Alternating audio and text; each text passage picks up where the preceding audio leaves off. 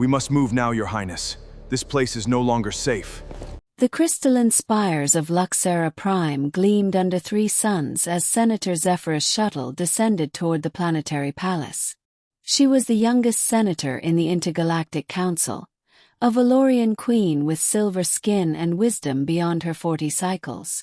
Her people had flourished in peace for millennia, their biggest concern being diplomatic trade routes and cultural preservation. That was until the void beasts emerged from the dark sectors. Zephyra needed a bodyguard. Not the pampered ceremonial kind that stood behind dignitaries at galas. She needed someone who understood violence in its rawest, most primal form. Someone who had looked death in the eye and spat in its face. That someone was Marcus Kane. When he walked into her office, Zephyra's advisors gasped. He was human, a rare sight on Luxera Prime. His frame was coiled muscle wrapped in black tactical armor, scarred from 1,000 battles. His eyes were the color of burnt amber, and they held the weight of 1,000 wars. But it was his presence that made the air itself seem to crackle. This man hadn't just survived violence. He had been forged by it. "You're from Earth," Zephyra said, studying him carefully. "Called it a Deathworld in most civilized circles," Marcus replied. His voice gravelly like grinding stone. "Gravity 1.2 g higher than your home.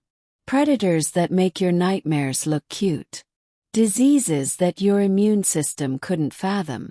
We kill each other with creativity humans haven't even named yet." He paused. "And we do it for fun sometimes." Zephyra's lips curved into the faintest smile. She hired him on the spot. For 3 months nothing happened. Marcus trained her security detail, upgraded their weapons, and implemented protocols that made the palace feel less like a monument and more like a fortress. Zephyra began to wonder if she'd made a mistake, if the threat was exaggerated, if the void beasts were just rumors. Then they attacked. The alarm shrieked through the palace as the creature smashed through the eastern wall. It was a void beast, a nightmare of razor teeth and obsidian scales, larger than a ground transport, with eyes that burned with the hunger of the deep cosmos.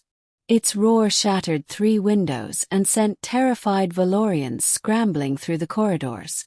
Zephyra was in the gardens when it happened. She felt the tremor, heard the chaos, and immediately recognized the sound from the briefing files. A void beast. She ran toward the palace, toward her private quarters where the emergency vault was located. Behind her, the creature gave chase, its claws leaving gouges in the crystalline plaza deep enough to swallow a humanoid. Then Marcus stepped into its path. He was impossibly small compared to the beast, an ant standing before an avalanche. But when he moved, something fundamental shifted in the air. His hands came up with practiced precision, and the plasma rifle roared to life. Bolts of superheated energy seared into the creature's hide, and it shrieked, a sound that made Zephyra's bones vibrate. But Marcus didn't stop. He charged. A human charging a creature that could crush a shuttle. Zephyra wanted to shout at him to stop, that this was suicide, but his movements were so fluid, so absolutely certain, that she found herself frozen. The creature lunged, jaws wide enough to swallow him whole. Marcus dove beneath it in a perfect roll, came up with a thermal detonator, and jammed it into the beast's exposed abdomen. The explosion was immediate and catastrophic. The void beast screamed, a wail of primordial agony that echoed across the entire palace district. It reared back, its spine arcing toward the sky, and in that moment, Marcus did something that made Zephyra's breath catch. He jumped, not away from the creature, toward it. He vaulted onto its back, climbed the rippling scales of its shoulders, and reached its neck. His combat blade, a wickedly sharp piece of pre-industrial earth steel folded 1,000 times, found the junction between scale and muscle. He drove it down with the strength of someone who had wrestled predators in caves beneath Earth's surface. The creature went into a death spiral.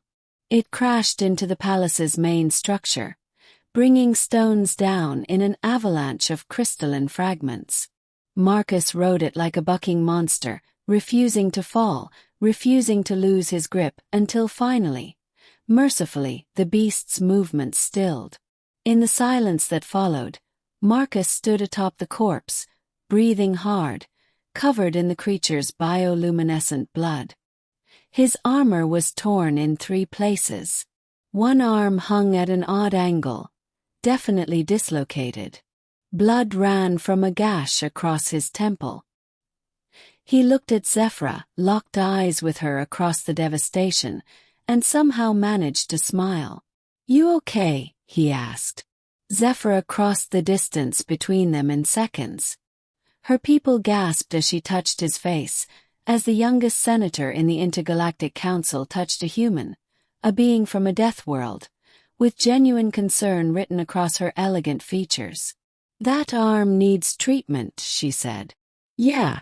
Marcus nodded, wincing. "Got anything for dislocations on your advanced medical world?" Despite everything, despite the chaos, the fear, the creature's corpse still steaming behind him, Zephyra laughed.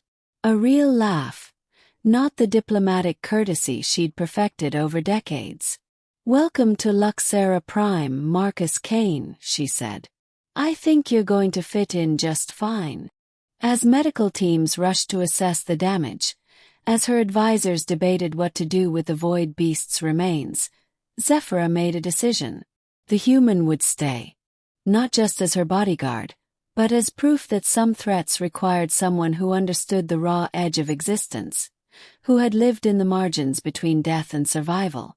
Someone from a death world. Someone like Marcus Kane.